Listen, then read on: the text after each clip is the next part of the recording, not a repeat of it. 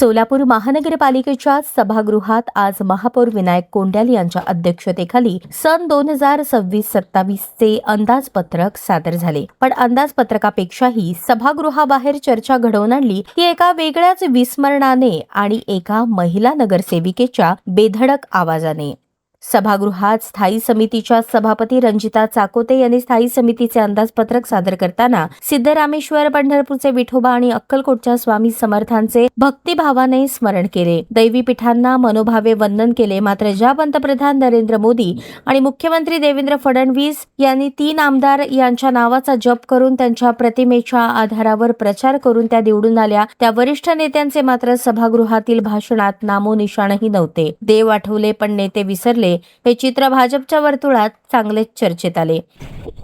कोल्हापूरचे ग्रामदैवत श्री शिवयोगी सिद्धरामेश्वरांच्या चरणी नतमस्तक होऊन, पंढरपूरच्या विठू माऊलींच्या सावलीत, अक्कलकोटच्या श्री स्वामी समर्थांच्या सानिध्यात, तुळजापूरच्या आई तुळजाभवानीच्या ओटीमध्ये वसलेल्या सोलापूर शहराच्या 2026-27 चे अर्थसंकल्प सादर करताना मला स्थायी समिती सभापती या नात्याने अत्यंत आनंद व अभिमान वाटत आहे.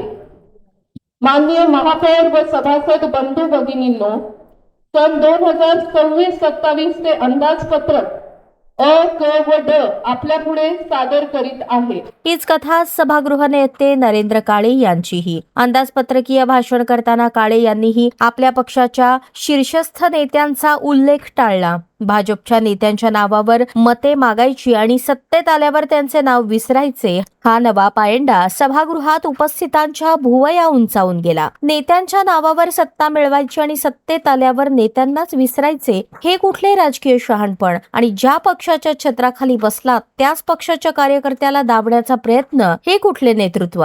सोलापूर महानगरपालिकेतील आजची अंदाजपत्रक सभा केवळ आकडेवारीपुरती मर्यादित राहिली नाही, ती भाजपच्या आंतरिक वर्चस्वाच्या राजकारणाचा आरसा ठरली.